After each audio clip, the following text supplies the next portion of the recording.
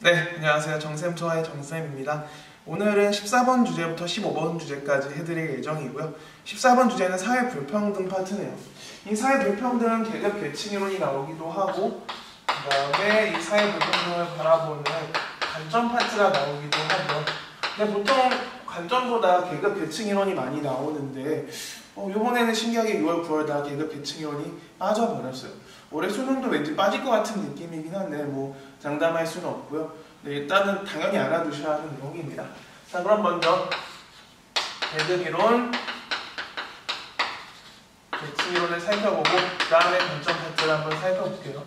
자, 일단 이 두 이론을 주장한 학자를 알아두신 게 의미가 있다고 했었어요. 혹시 계급 이론 주장한 학자 기억나시나요? 맞습니다. 계급 이론을 주장한 학자는 마르크스라는 학자고요. 그 다음에 계층 이론을 주장한 학자는 막스 베버라는 학자가 주장을 했었습니다.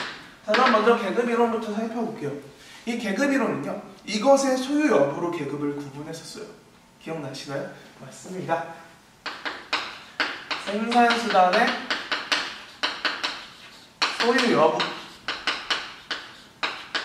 이것으로 계급을 구분했고요. 자, 이때 생산수단을 갖고 있으면 그 계급이 뭐였어요?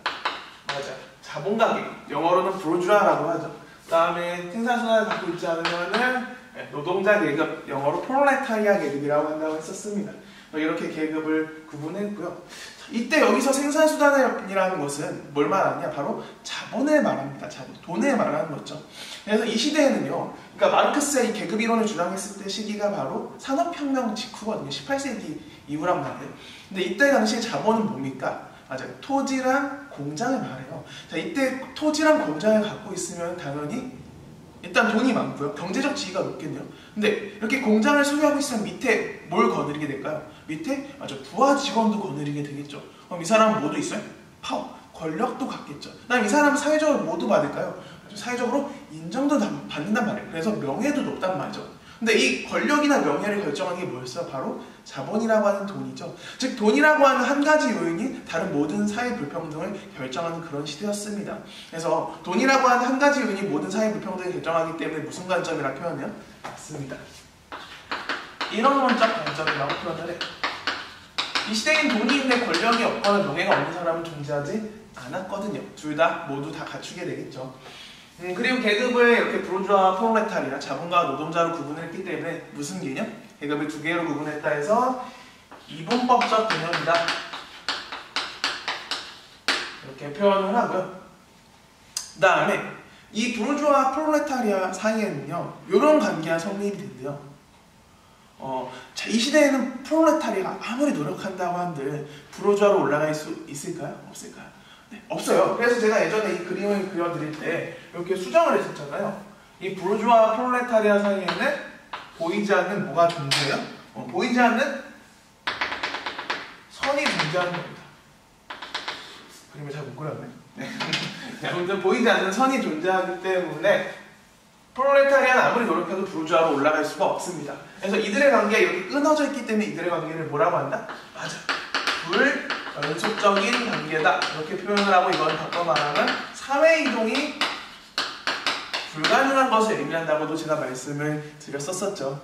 이 내용을 기억을 해두시면 되고요. 그 다음에 이 계급 이론에 따르면 같은 계급에 속한 사람들의 이게 명확하게 나타나요. 뭐였죠? 맞습니다. 바로 계급 의식이에요. 좀 명확하다는 거를 동그라미로 표현을 합니다. 계급 의식이 명확하게 나타나는데요. 그 이유는 이때 당시의 사회 현실을 반영한 실제적인 개념이기 때문이죠. 그래서 부르주아는 우월한 계급의식을 갖게 되고 프롤레타리아는 열등한 계급의식을 갖게 됩니다.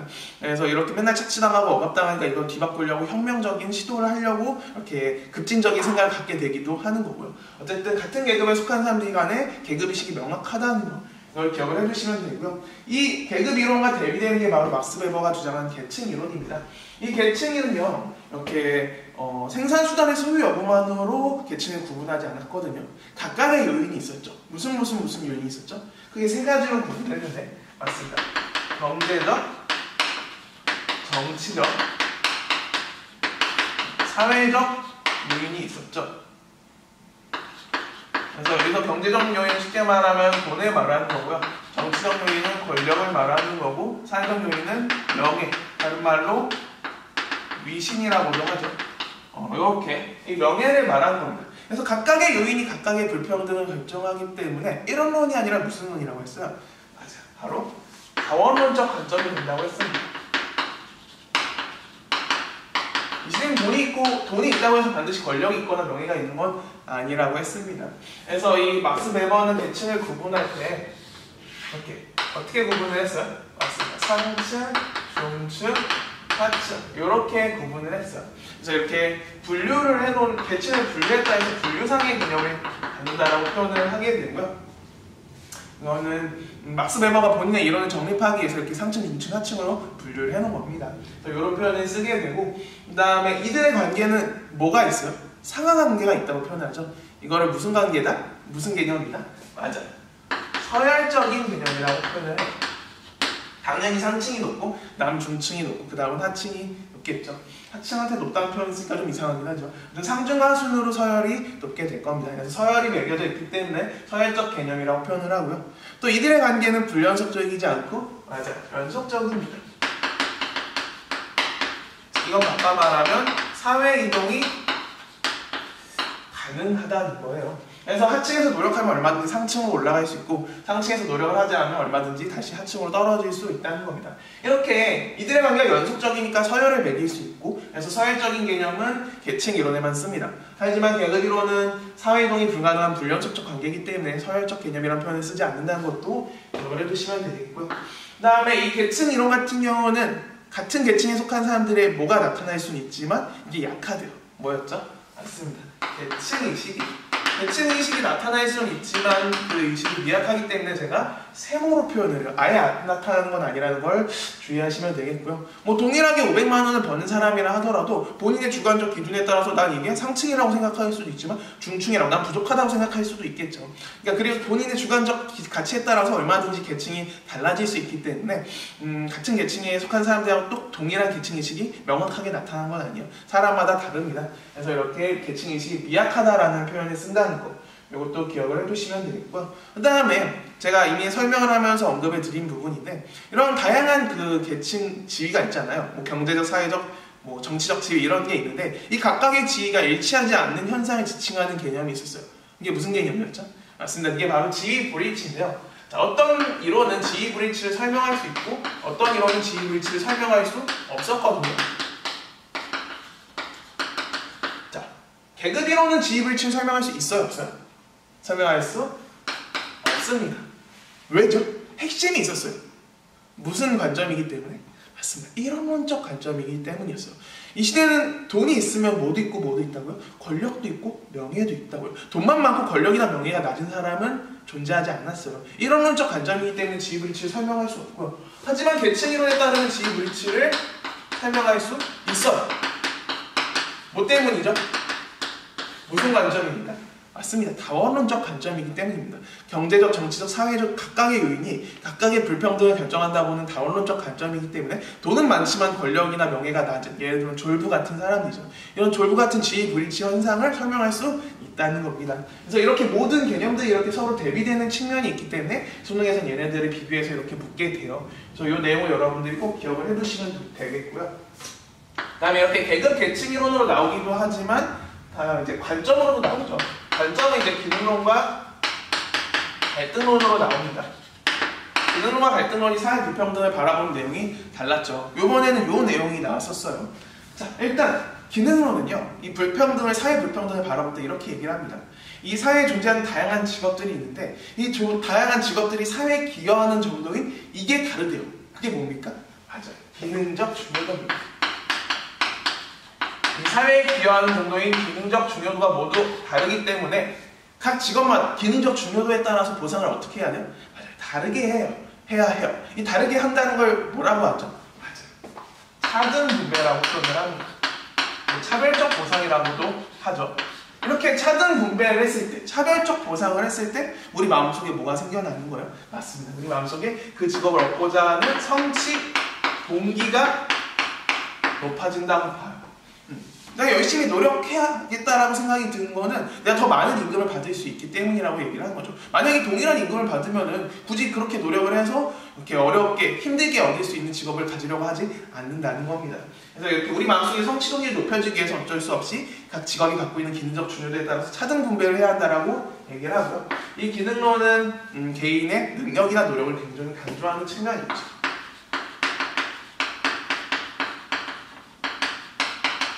개인의 능력과 노력, 이것을 중요시합니다. 이걸 그러니까 쉽게 말하면 개인이 능력을 가지고 있고 개인이 열심히 노력하면 누구나 성공할 수 있다고 보는 거예요.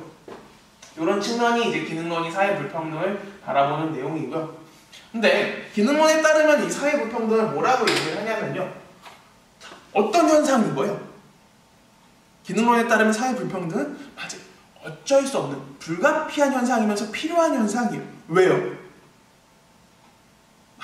개인이 열심히 노력을 했더니 그 직업을 얻기 위한 노력에 따라서 뭘 준 거예요? 그에 따라 합당한 대가를 준 거예요. 즉 차등 분배를 했어요. 그랬더니 뭐가 생겨날 수밖에 없는 거죠.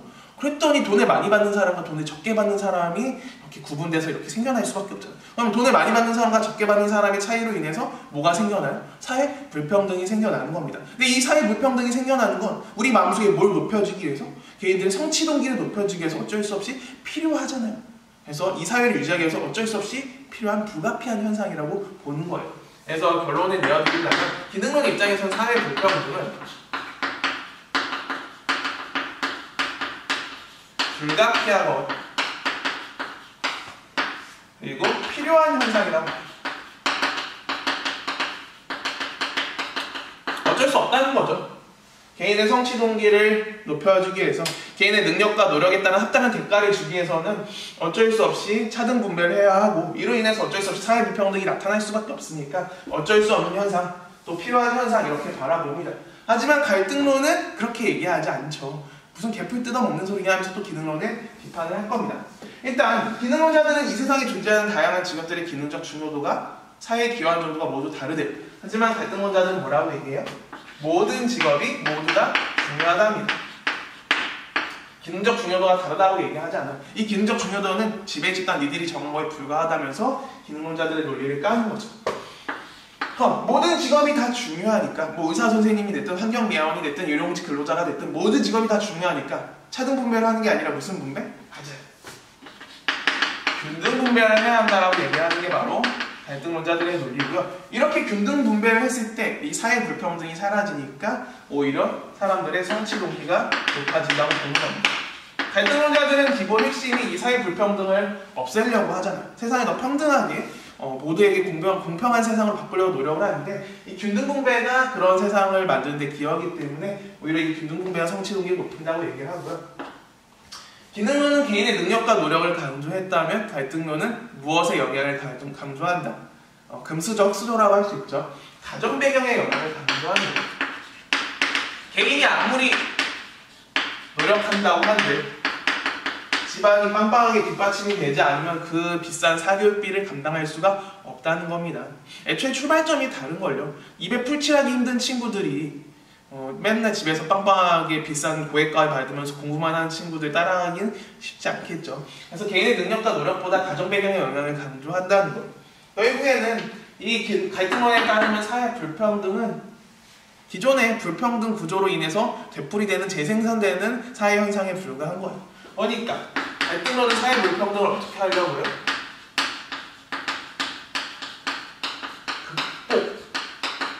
사회 불평등을 극복해야 할 대상으로 본다는 것.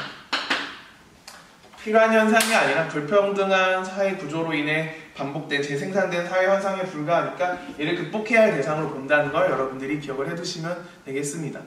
어렵지 않죠? 이 두 가지 내용 중에 하나가 나오게 될 겁니다. 요번에 나온 거는 9월에 11번이네요. 자, 시간을 드릴 테니까 한번 풀어보세요. 네, 그러면은 11번 문제 해설을 한번 해보도록 하겠습니다. 자, 여기 지문은 기능론과 갈등론 중에 어느 관점에 해당할까요? 찾으셨나요? 정답은 맞습니다. 기능론입니다. 보니까 개인의 소득은 개인의 생산성에 의해 결정된답니다. 그리고 이 생산성은 기술의 숙련 여부에 의해 결정됩니다. 그리고 이 기술의 숙련은 교육이나 훈련과 같이 사람들이 자신의 인적 자본에 얼마나 많은 투자를 했는지에 따라 결정이 된다는 겁니다. 이 개인의 생산성을 결정하는 것은 개인의 숙련 여부네요. 숙련이 되기 위해서 개인이 뭘 해야 할까요? 개인이 노력을 해야겠죠. 그리고 이 투자를 했다는 것도 개인이 얼마나 많은 시간을 들였느냐를 바꿔 표현을 한 거겠네요. 그래서 개인이 얼마나 노력했느냐에 따라서 개인의 소득이 결정된다고 표현을 했으니까 개인의 능력과 노력을 강조한 기능론이라는 것을 쉽게 알 수 있고요. 이러한 능력을 갖추도록 동기를 부여하지 못하는 사회는 실험 및 빈곤 문제에 직면하게 될 것이다. 그래서 개인의 성취 동기를 향상시켜줄 수 있도록 노력에 따른 합당한 대가를 해야 한다고 또다시 강조를 했네요. 그래서 이 질문이 기능론의 관점이라는 걸 쉽게 알 수 있고요. 자, 그럼 기억을 봅시다. 개인의 가정 배경이 사회 불평등에 미치는 영향력을 중시하죠. 가정 배경을 중시한 거는 기능론이 아니라 갈등론이죠. 기억은 맞는 보기가 아니고요. 그럼 기능 직업 간 사회적 중요도의 우위를 객관적으로 평가하기 어렵다는 지적을 받는데요. 이건 누구 입장에서 비판일까요? 맞습니다. 갈등론 입장에서의 비판이에요. 기능론자들은 이 사회에 존재하는 다양한 직업들의 기능적 중요도가 다 다르다고 했고 이 기능적 중요도의 사회 구성을 모두가 합의했다고 보지만 갈등론자들은 우리는 그거에 대해서 동의한 적이 없는데 이건 지배집단 니들이 정한 거에 불과하잖아 하면서 이 기능적 중요도, 사회적 중요도의 우위를 비판을 한다. 우린 그거에 동의한 적 없어 라고 얘기를 하는 거죠. 그래서 이렇게 비판을 받는 건 기능론의 입장, 갈등론의 입장에서 기능론을 깐 비판이라고 보시면 되겠고요. 네, 그 다음에 디귿 보기입니다. 사회 불평등 현상이 개인의 성취 동기를 감소시킬 수 있음을 간과한다는 비판을 받는데요. 이건 맞는 표현일까요? 틀린 표현일까요? 이거는 맞는 표현입니다. 갈등론 입장에서의 비판이 되겠죠. 기능론에 따르면 사회 불평등 현상은 오히려 개인의 성취 동기를 향상시킨다고 봐요. 개인의 노력에 따른 합당한 대가를 줬더니 사회 불평등이 나타난 거니까 기능론에 따르면 사회 불평등은 어쩔 수 없는 불가피한 현상이면서 필요한 현상이라고 보잖아요. 근데 갈등론에 따르면 이 사회 불평등은 어떤 현상이에요? 무엇에 따른? 무엇의 차이로 인한? 가정 배경의 영향, 가정 배경의 차이로 인한 불평등한 결과라고 보잖아요. 그러니까 오히려 이 사회 불평등 현상은 개인의 성취 동기를 내린다고 봅니다. 그래서 기능론은 성취 동기를 높인다고 보지만 갈등론 입장에서는 이게 오히려 사회 불평등 현상이 성취 동기를 낮춘다고 보거든요. 그래서 갈등론 입장에서는 이렇게 디귿을 비판을 할 수 있어요. 그래서 정답은 니은 디귿 3번이 답이 되는 문제였고요. 마지막 일, 사회적 사용 가능한 자원이 제한되어 있기 때문에 사회 불평등 현상이 존재한다는 사실을 간과한대요. 정답은 니은 디귿인데 리을은 틀렸겠죠. 리을은 왜 틀렸을까요? 이 간과라는 표현이 틀렸습니다. 절대 기능론도 간과하지 않아요. 이 사회적 희소 자원이 이렇게 제한되어 있기 때문에 그래서 무슨 분배를 해야 한다고 얘기를 하는 거예요. 그렇기 때문에 차등 분배를 주장하고 있는 거거든요. 그래서 기능론도 이걸 절대 간과하지 않는다는 거, 네, 이것도 중요하게 기억을 해두시면 되겠네요. 그래서 정답은 3번이 되는 문제였습니다. 네, 어렵지 않죠? 네, 그럼 이어서 15번 주제를 설명드리겠습니다. 그 다음에 이어서 계층 구조와 사회 이동의 유형 15번 구조를 설명드리겠습니다. 우리 수능에서 나오는 계층 구조는 총 4가지가 있네요. 일단 구성원의 양적 비율이라는 구분 기준에 따라서 피라미드형 계층 구조와 뭐가 있어요? 다이아몬드형 계층 구조가 있습니다. 이걸 구분하는 구분 기준은 구성원의 양적 비율이 되겠고요. 그래서 피라미드형 계층 구조는 이런 모양이죠. 상층에서 하층으로 갈수록 구성원이 많아진다면 다이아몬드형은 어때요? 상층과 하층의 구성비는 같거나 비슷하고 중층이 이렇게 많은 계층 구조 모양을 띱니다. 그래서 이렇게 양적 비율로 피라미드와 다이아몬드 구분한다는 거 기억을 해두시고요. 그 다음에 또 뭐랑 뭐가 있었죠? 맞습니다. 폐쇄형과 개방형 계층 구조가 있었어요. 이 둘을 구분하는 구분 기준은 뭐였죠? 구성원의 이동 가능성입니다. 그래서 각 계층 간의 이동 가능성이 열려있으면 그거는 무슨 형? 개방형이 되는 거고요. 이동 가능성이 닫혀있다. 즉 상층은 상층끼리, 중층은 중층끼리, 하층은 하층끼리 자기들끼리 계층 이동이 나타나면 그거는 폐쇄형 계층 구조가 되는 겁니다. 그래서 이거와 관련해서 제가 질문을 했던 것 중에 하나가 자 만약에 우리나라의 1960년대의 계층 구조 모양이 피라미드형 계층 구조였어요. 그리고 우리나라의 계층 구조 모양이 2000년대에 다이아몬드형 계층 구조로 변했다고 한번 가정을 해봅시다.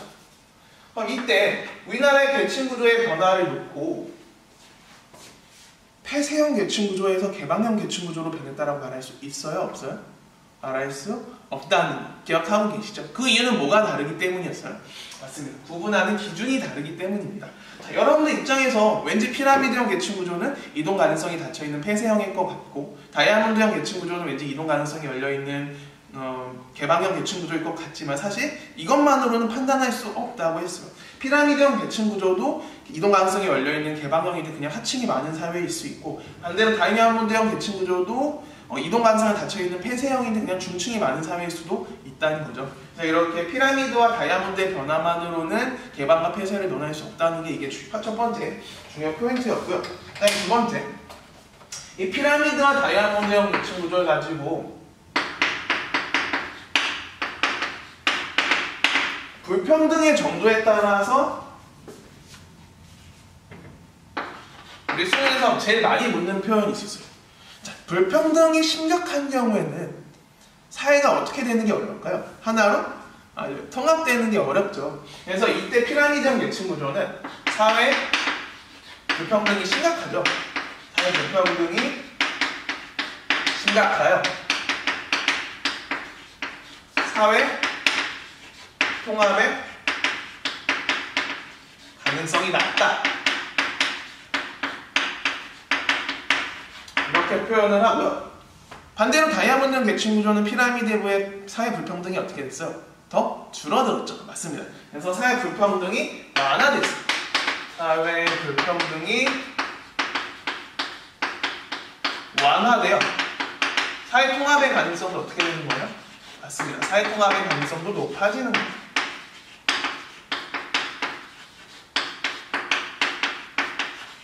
왜? 다이아몬드형 계층 구조는 상층과 하층 간의 갈등을 누가 흡수할 수 있으니까? 이 중층이 흡수할 수 있으니까. 그래서 이 중층의 많고 적음으로 사회통합의 정도를 판단할 수 있다는 거, 이거 여러분들이 꼭 기억을 해주시면 되겠고요. 사회통합의 가능성이 높다는 것, 자, 다이아몬드가 사회통합의 가능성이 높다는 건 사회통합의 필요성은 더 낮다는 거죠. 반대로 피라미드형은 사회통합의 가능성이 낮으니까 사회통합의 가능성이 낮으니까 필요성은 반대로 또 높다는 거예요. 그래서 통합의 가능성과 필요성이 또 서로 대비되는 개념이라는 것도 기억을 해두시면 좋겠고요. 다음 개념으로 우리가 알아야 할 게 사회 이동이네요. 사회 이동 같은 경우는 총 6가지가 나오는데 먼저 수로 시작하는 거는 맞습니다. 수직 이동과 수평 이동이 있죠. 이거는 구성원의 이동 방향, 이동 방향이라는 부분 기준에 따라서 수직 이동과 수평 이동을 구분합니다. 그래서 위아래로 움직이면 수직 이동이고요. 그리고 동일한 계층에서 지위가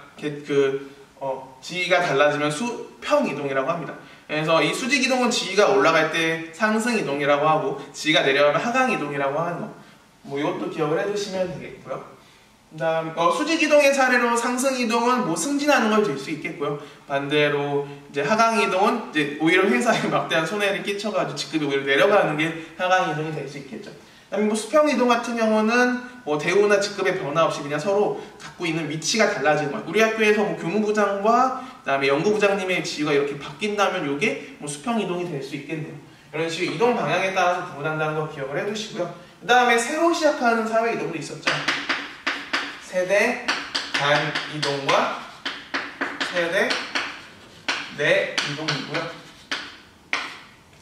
이것은 사회 이동이 이루어진 세대 범위에 따라서 구분을 하는 거죠. 그래서 서로 다른 세대 간의 사회적 지위가 달라지는 걸 세대 간 이동이라고 합니다. 물론 부모 세대와 자녀 세대의 지위가 달라지면요. 그래서 가난한 농부의 아들로 태어난 현우가 열심히 노력해서 성공한 사업가가 되면은 부모는 가난했지만 현우는 아들인데 이렇게 성공해서 지위가 높아졌으니까 이게 세대 간 이동이 되는 거고요. 반대로 이제 세대 내 이동 같은 경우는 한 개인의 생애 내에서 사회적 지위가 달라지는 겁니다. 그래서 현우가 오랫동안 백수로 백수라고 하니까 좀 그러네요. 임용고시생으로 이렇게 고생을 하다가 결국에 선생님이 된 거는 현우의 생애 내에서 사회적 지위가 달라지게 된 거죠. 그래서 이런 건 이제 세대 내 이동이 된다는 거 기억을 해두시면 되겠고요. 그 다음에 마지막으로 개로 시작하는 이동과 구로 시작하는 이동이 있었어요. 개는 개인적 이동이 있고, 그 다음에 구는 구조적 이동이 있네요. 그래서 이 둘을 구분하는 기준은 사회 이동이 이루어진 이동 원인에 따라서 이루어집니다. 그래서 개인적 이동은 개인이 열심히 노력해서 개인의 의지로 사회적 지위가 달라지면은 개인적 이동이 되는 거고요. 구조적 이동은 개인의 의지나 노력과 무관하게 사회 구조가 변함으로 인해서 본인의 지위가 달라지는 구조적 이동이 되죠. 그래서 아까 말했던 사례에서 현재 열심히 노력해가지고 선생님이 됐으면 이거는 개인적 이동인데, 뭐 우리나라가 이제 IMF가 터졌을 때 그때 당시에 이제 많은 사람들이 실직을 하게 됐잖아요. 근데 그건 본인들의 의지와 무관하게 지위가 낮아진 거죠. 이런 게 이제 구조적 이동이 된다는 거 기억을 해두시면 되겠고요. 사실 이 파트는 개념이 굉장히 쉽잖아요. 근데 이거와 관련된 문제가 터무니없이 어려웠죠. 그래서 일단 이 문제를 풀기 위한 여러분들이 필요 개념들을 제가 정리를 해드릴게요. 지금 원래 이 문제도 20번 고정이었는데 20번 문제 안 나왔어요. 이번에 6월과 9월에. 그래서 제가 이걸 다룰까 말까 고민을 했거든요. 근데 안 다룰 수가 없죠. 이거는 왜냐면 이건 올해 안 나왔다고 해서 내년에 안 나온다는 보장이 없을 만큼 너무 중요한 주제였기 때문에 제가 그냥 다다루긴 약간 귀찮고 해서 한 문제 정도만 다뤄드릴 거고요. 일단 이 문제를 풀기 위해 알아두셔야 할 개념들을 소개해드립니다. 그래서 일단 이 20번 문제를 만났을 경우 이렇게 이런 표를 만드셔야 한다고 했고, 자, 모든 계층의 총합은 숫자가 안 나와도 무조건 몇 %라고 했어요? 맞습니다. 무조건 100%라고 했죠. 그래서 여러분들 이 칸을 여러분들이 기억을 해주셔야 하고, 그 다음에 이 표를 읽을 때 제가 위에서 왼쪽으로 읽으시라고 했습니다. 그래서 부모 세대에서 자녀 세대로 이동을 하기 때문에 위에서 왼쪽으로 읽으시면 되고요. 여기 이 칸은 부모 세대 상층에서 자녀 세대 상층으로 이동을 한 칸입니다. 이거는 부모 세대 중층에서 자녀 세대 상층으로, 이 칸은 부모 세대 상층에서 자녀 세대 하층으로 이동을 한 칸이 되겠네요. 위에서 아래로 이렇게 표현한다는 거 기억을 해두시고요. 그럼 여기서 질문. 부모 세대 하층에서 자녀 세대 중층으로의 이동은 몇 번 칸일까요? 여기 1번부터 해서 12번 칸이라고 했을 때 맞아요. 6번 칸이 되겠죠? 이해되시죠? 이렇게 읽는다는 거 기억을 해두시고요. 그 다음에 이 표가 나오는 이유가 있었어요. 자, 이 가운데는 부모와 자녀의 계층이 어때요? 둘 다 상상, 중중, 하하로 동일하죠. 그래서 이 대각선이 의미하는 거는 세대 간 이동이 발생하지 않는 거고요. 또 위아래 이동이 없으니까 수직 이동도 발생하지 않은 칸이 되네요. 그래서 이거를 기억을 해두시고요. 그 다음에 이 빨간색은요. 부모의 지위보다 자녀의 지위가 어떻게 됐죠? 계층이 중층에서 상층으로, 하층에서 상층으로, 하층에서 중층으로 부모보다 자녀의 계층이 더 올라갔죠. 그래서 요거는 상승 이동을 의미하고요. 그리고 부모와 자녀의 계층이 달라졌기 때문에 세대 간 이동의 일부를 의미합니다. 그래서 요걸 기억을 해두시고요. 그 다음에 요 파란색, 이 밑에 세 칸 같은 경우는 어때요? 부모의 계층에 비해 자녀의 계층이 더 낮아졌죠. 상에서 중으로, 상에서 하로, 중에서 하로도 내려갔기 때문에 수직 이동 중에 하강 이동을 의미하고, 그 다음에 세대 간 이동의 일부를 의미하네요. 그래서 이 파란색, 하강 이동에 해당하는 이 파란색과 상승 이동에 해당하는 이 빨간색 세 칸을 더하면 이게 바로 세대 간 이동의 전부라는 거, 또 수직 이동의 전체라는 거, 이걸 의미한다는 걸 기억을 해두시면 되겠고요. 그 다음에 이 세 칸과 이 세 칸이 가지는 의미도 있었죠. 요거는 뭐였습니까? 맞아요. 자녀 세대의 계층 구조 모양이죠. 여기는 자녀 세대의 상층, 중층, 하층의 비율로 자녀 세대의 계층 구조 모양을 알 수 있고, 여기는 누구? 부모 세대의 계층 구조 모양을 알 수 있습니다. 그래서 이 내용을 기억을 해두시고요. 그 다음에 이 개념이 쉽지만 사실 문제가 어렵잖아요. 그래서 문제에서 여러분들이 아셔야 할 표현 중에 하나가 대비라는 단어였죠. 이 대비라는 단어 앞에 오는 것과 대비라는 단어 뒤에 나오는 게 분수에서 분모와 분자에 해당한다고 했어요. 대비 앞이 바로 분모였고요. 대비 뒤가 분자였습니다. 그래서 이렇게 분수로 바꾼 다음에 곱하기 100을 해서 비율값을 여러분들이 수식으로 세워서 계산을 하시면 된다고 제가 팁을 드렸었고요. 그 다음에 또 상층 더하기 중층 더하기 하분, 하층의 합은 무조건 몇 퍼센트? 맞아요, 무조건 100%고요. 아니면은 10%가 되는 숫자 조합을 찾은 다음에 곱하기 10을 해가지고 100으로 만들어줘서 이렇게 각 세대 계층의 비율을 여러분들이 계산하시는 게 필요하다고 했죠. 이런 게 하나의 팁이 되고, 마지막 팁은 보통 이제 불일치라는 표현이 중요합니다. 뭐 자녀 세대 계층 대비 뭐 부모 세대 계층의 뭐 불일치 비율 막 이런 게 나오는데, 그거는 불일치를 뒤집으면 무슨 비율이 돼요? 맞아요, 일치 비율이 되죠. 그러니까 불일치 비율을 줬다는 건 일치 비율도 줬다는 거고, 일치 비율을 줬다는 건 반대로 불일치 비율도 줬다는 거예요. 그래서 이런 것들 여러분들 기억을 하신다면은 이 20번 문제는 생각보다 쉽게 풀 수 있어요. 그래서 이 내용들을 기억을 해두시면 되겠습니다. 자, 그러면은 요거는 제가 올해 안 나왔기 때문에 안 하려다가 찜찜해서 한 문제만 다뤄드릴게요. 여러분들 어려워하시니까. 그래서 제가 재작년에 20번 문제가 이런 개념들을 정확하게 잘 담고 있거든요. 적당한 난이도에. 그걸 한번 제가 문제를 드릴게요. 2019학년도 9월 20번 문제거든요. 한번 이걸 풀어보시죠. 네, 그럼 이제 20번 한번 해설해 보도록 하겠습니다. 일단 20번 문제를 풀기 위해서는 제가 말씀드렸듯이 일단 이 표를 그리시고 이 표를 채워 넣으면 된다고 말씀을 드렸었죠.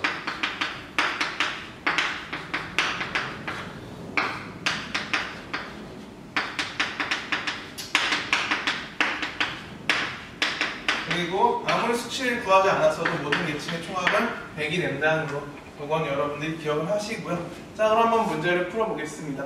보니까 부모 세대와 자녀 세대의 계층 구성인데, 보니까 부모 세대 해당 계층 대비 자녀 세대 해당 계층의 상대적 비네요. 그럼 여기서 분모는 부모 세대 계층이 되겠고, 분자는 자녀 세대의 해당 계층이 되겠네요. 만약 A가 상층이라면 부모 상층분의 자녀 상층값이 1.5라는 의미가 되겠습니다. 근데 아직 이것만으로 우리가 뭐 계층이 ABC가 뭔지 알 수는 없을 것 같고요. 쭉 주어진 단서들도 보죠.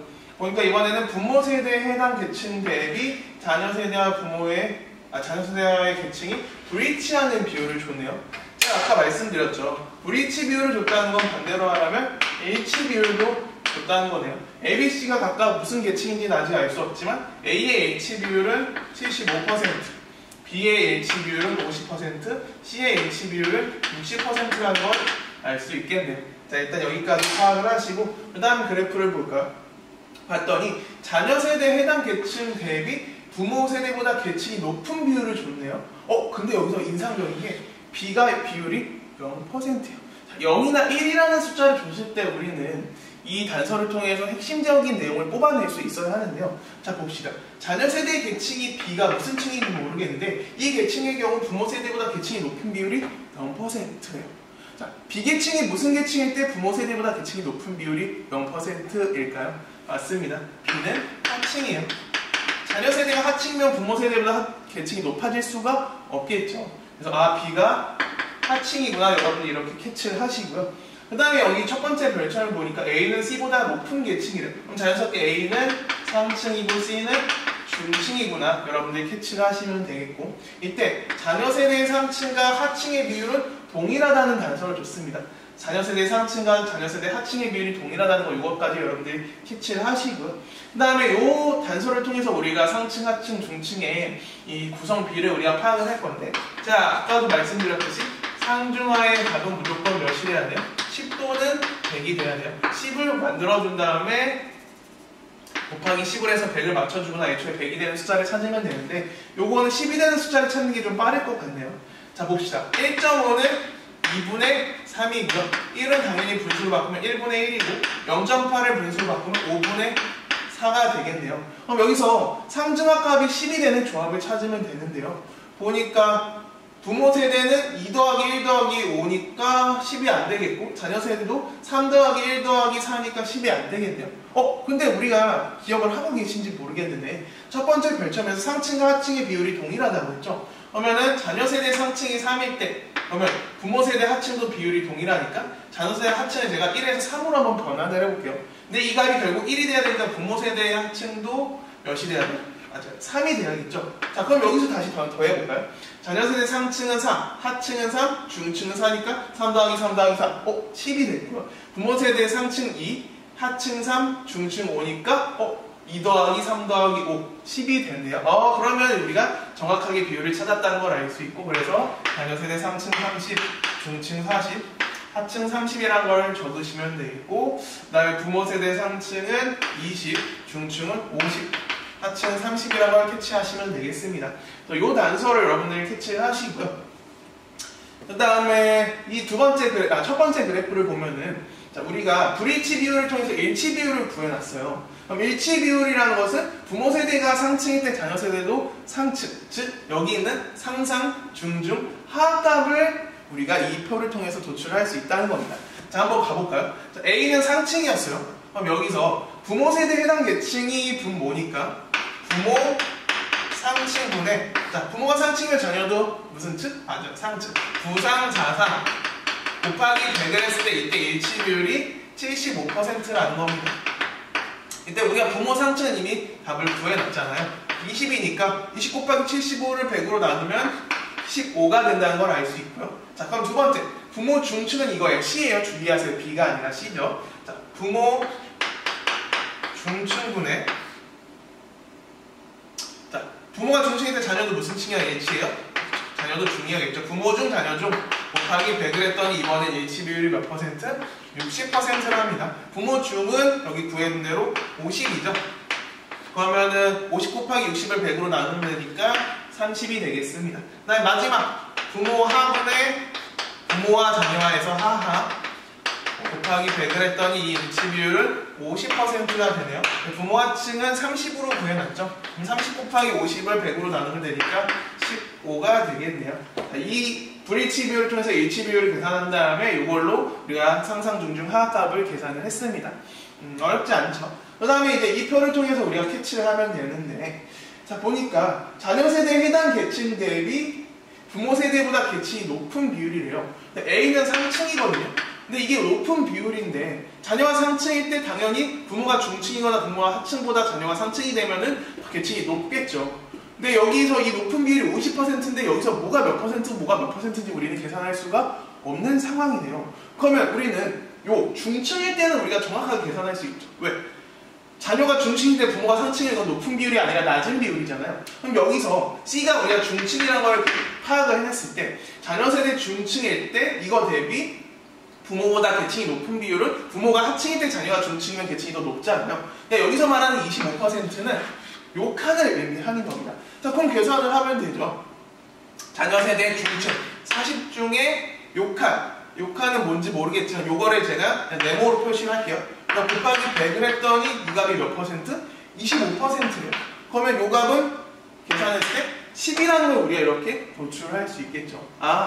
자녀 세대가 중층일 때 부모 세대보다 계층이 높은 거. 그러니까 부모 세대가 하층이면 자녀 세대가 중층일 때 부모 세대보다 계층이 높은 거죠. 그럼 요 값이 10이구나. 그럼 이제 나머지는 수도프로 구하면 되는데 2줄의 합이 40이니까 0이고요. 2줄의 합이 20이니까 여기는 5고요. 2줄의 합이 30이니까 여기는 10이고요. 2줄의 합이 50이니까 여기는 10. 2줄의 합이 30이니까 여기는 5라는 걸 우리는 계산할 수 있겠네요.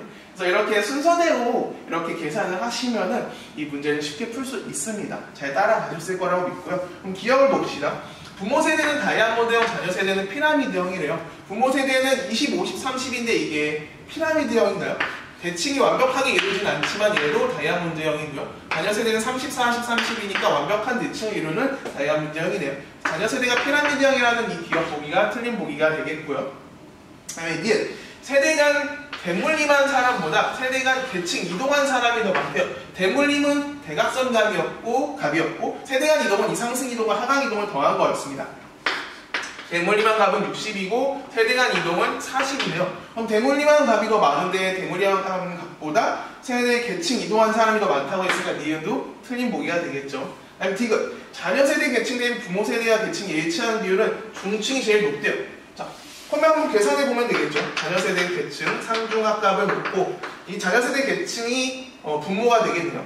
자녀 세대 계층 상층은 30이고요. 중층은 40, 하층은 30이군요. 이거 분의 부모 세대와 계층이 일치하는 비율이니까 상상 중중 하악값을 쓰면 되겠군요. 15, 30, 15입니다.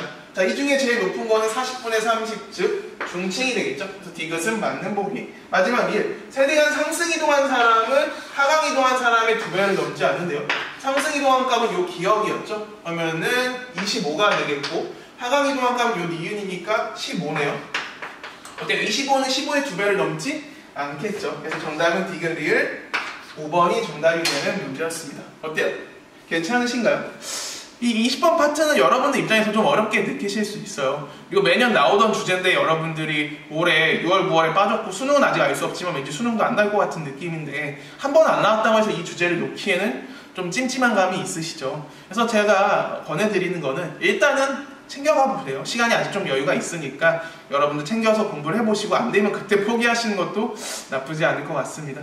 어쨌든 이렇게 알아두시면은 이 사회 불평등과 계층구조 사회 이동 파트는 완벽하게 여러분들이 이해하셨다고 볼 수 있겠네요. 네, 오늘도 수업 듣느라 수고 많으셨습니다. 우리 다음 시간에 만나요. 안녕.